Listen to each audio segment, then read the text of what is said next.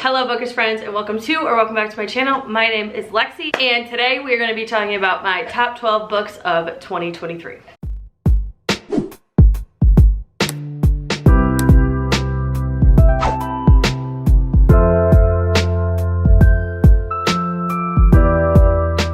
So I switched up the angle a little bit, and now I'm sweating because I'm sitting in front of my fireplace, because I thought this was a cute little switch up. This is the last time you're going to see any of this holiday decor because the holidays are over, which makes me so freaking sad. I hate taking down my holiday decor because then the house is empty and just lifeless. I love Christmas lights. When I have to like take down my mantle lights and my Christmas trees, it's like seriously depressing for me. But on a happier note, we are going to talk about my top 12 books of the year, and then we are going to also talk about my favorite book of the year.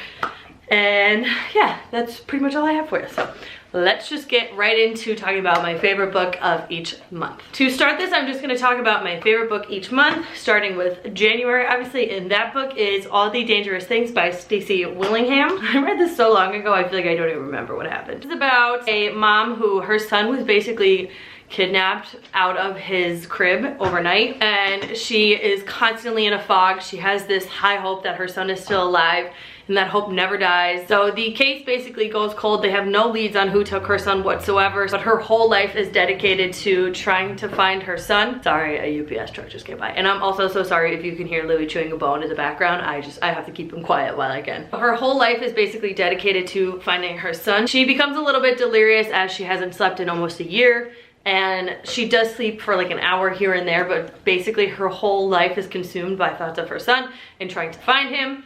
She eventually agrees to be interviewed by a true crime podcaster, and then he starts to kind of help solve her son's case, and it goes from there. This book was so good, and the twist that it took, I did not expect at all, and that's why I loved this book so much. I read 10 books in the month of January, and this was the one that stood out to me. I got my copy from Book of the Month, but this author also just came out with a new book, and I cannot wait to get my hands on it.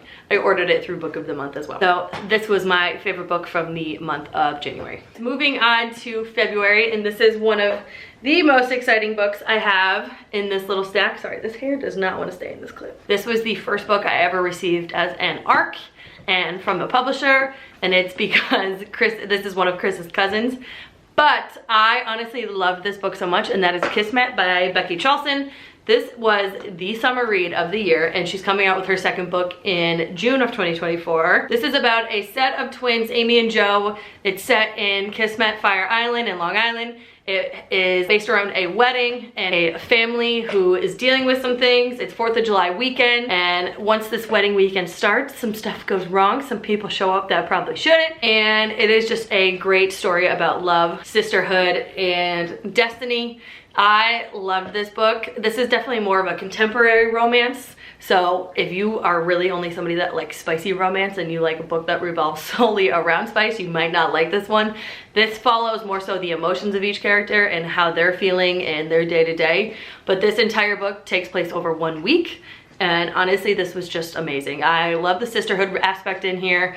I love the love story in here, and I love the whole people coming back from your past but knowing what your true destiny is. So this was my favorite book in the month of February. Okay, had to grab my coffee. Okay, this next book, which is my favorite book in the month of March, is actually kind of funny because when I picked it up, I was like, this is not the type of book that I read. I don't know if I'll ever read another one again. Like, it's not my thing.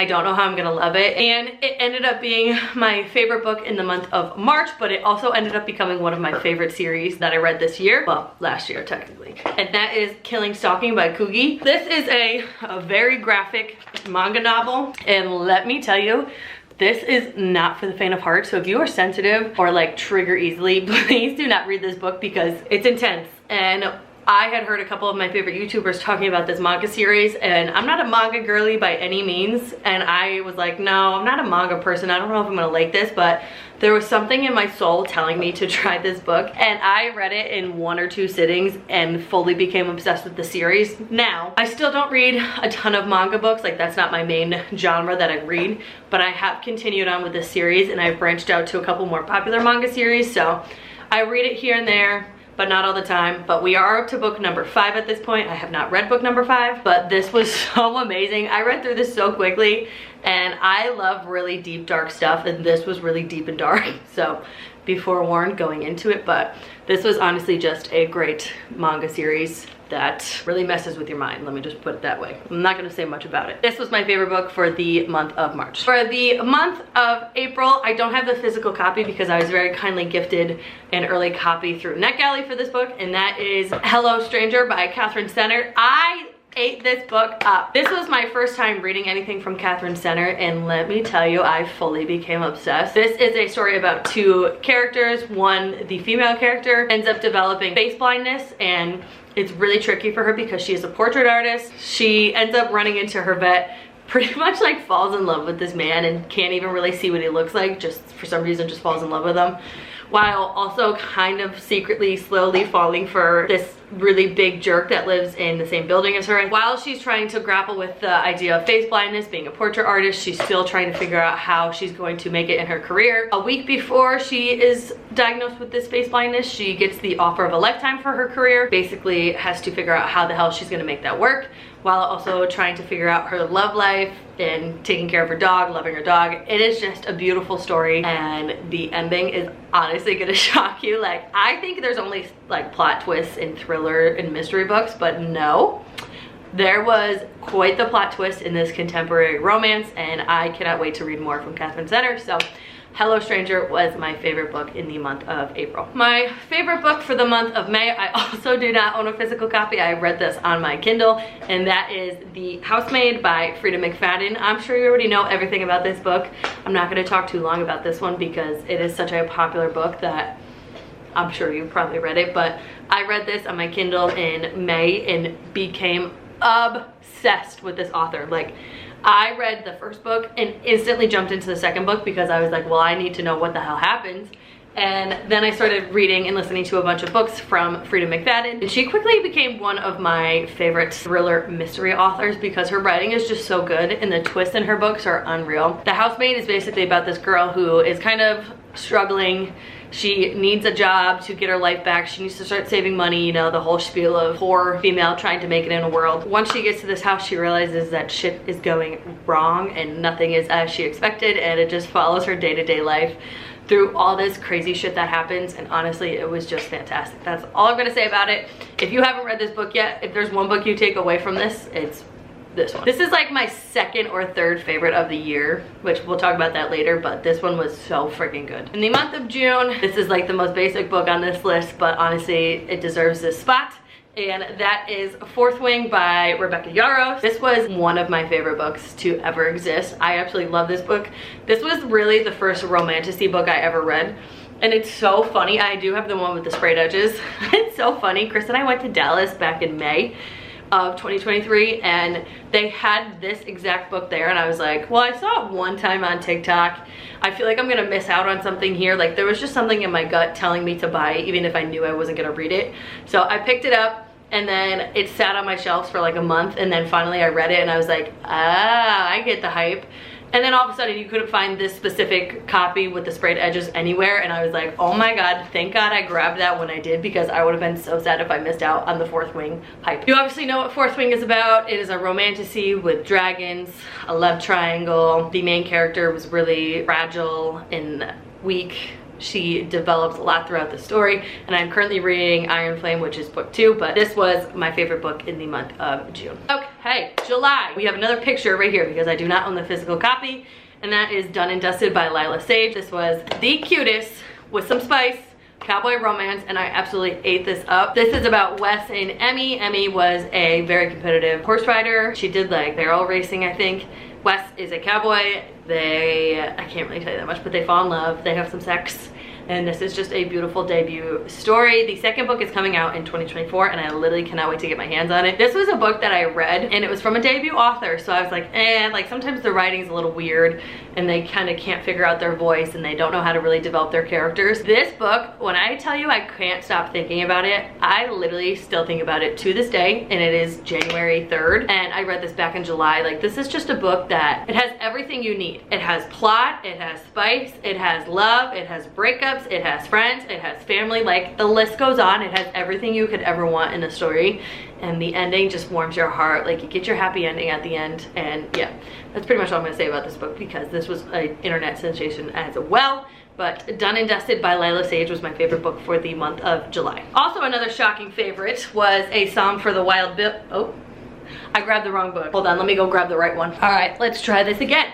My favorite book for the month of August was A Psalm for the Wild Bill. Oh wait, oh, I might have messed up. I'm an idiot. Okay, so I read A Psalm for the Wild Bill book 1 in July, and Done and Dusted beat it. And I did like A Prayer for the Crown Shy. So hold on again. Okay, second time's the charm, right? I read the first book to this in July. Done and Dusted beat it. Done and Dusted beat it. And then I read the second book, Prayer for the Crown Shy by Becky Chambers, in August, and this was my favorite book in the month of August. So this series is the A Monk and Robot series. This book is so good, and they're short little novellas, and even though they're like short, they are so powerful. This book follows a tea monk who lives in a really busy city, doesn't want to live that lifestyle anymore, wants more of a quiet, peaceful lifestyle in the suburbs on the outside of the cities. And he goes there, he spends some time there and realizes again, this is not what I want. I want to do more with my life. I want to put myself out there and see what my true calling in life is. He ventures into woods that have been pretty much abandoned for hundreds of years at this point, and ends up running into a robot, which robots have not been seen also in hundreds of years. And this robot was sent to figure out what society needs and what humans need in order to continue to thrive. The tea monk and the robot kind of team up and try to get back to the city so the robot can talk to humans himself. And it is a very peculiar relationship and a very unexpected relationship between the robot and the tea monk. And honestly, it's just so heartwarming. The big message that I took away from this book specifically is it doesn't matter what impact you make on the entire world. As long as you are happy doing whatever you're doing, that is the impact you want. The robot basically makes the tea monk realize, like, making an impact on the world as a whole does not matter as long as you are truly happy doing whatever you're doing. So if you going out into the world, exploring, trying to find something special doesn't really truly bring you happiness, then don't do it, because it's not worth the effort. This series was honestly so like life-changing. Like, I read this and I was like, oh my God, it totally changed my perspective and my outlook on life. Honestly, these books were really inspiring after I finished them. So that is why A Prayer for the Crown Shy by Becky Chambers was my favorite book of August. Next, we are in September, and my favorite book from the month of September was Such Sharp Teeth by Rachel Harrison. This was my first time ever reading from this author, and I read the synopsis and was like, all right, like, I could probably get into it. Started reading it and I was like, wait, this is not what I expected at all. It is basically about this girl who gets attacked by some sort of werewolf thing and ends up developing the qualities of a werewolf, and she has to learn how to live her life when she is now transitioning into a werewolf. There's love in this story, there's sisterhood in this story, there's family, and obviously werewolf things.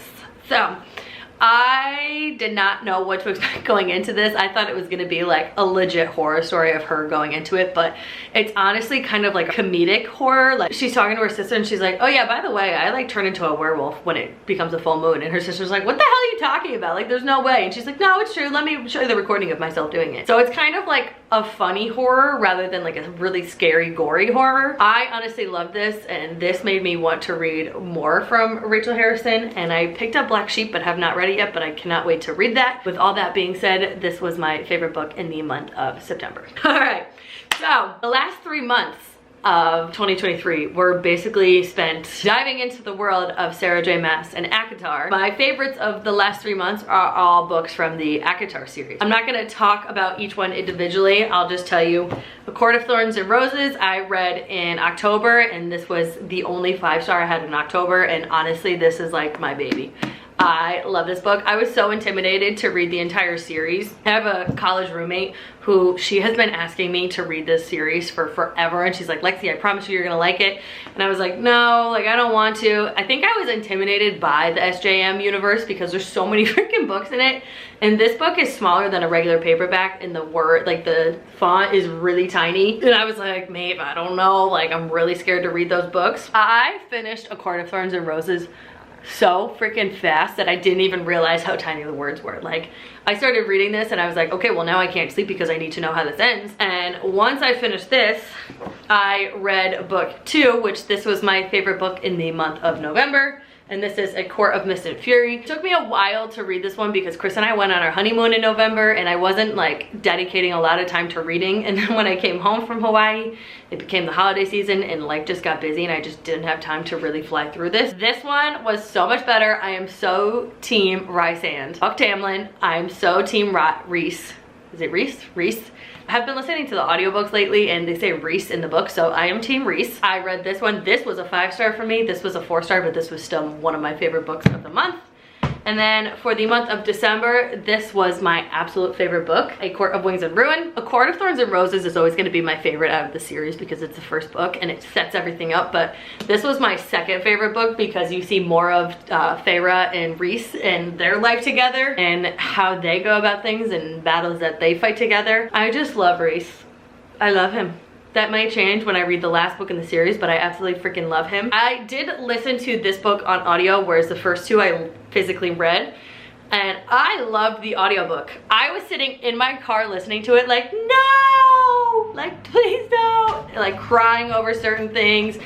So happy. I was like talking to myself the entire time. Like Freida would say something and I'd be like, yes bitch, like go off, and it was a great time honestly reading the audiobooks. Obviously the last 3 months of my life were overtaken by A Court of Thorns and Roses and Miss Sarah J. Maas. Those are each book by month. Now I quickly want to talk about the books that kind of got paired against each other, the second part of my book bracket.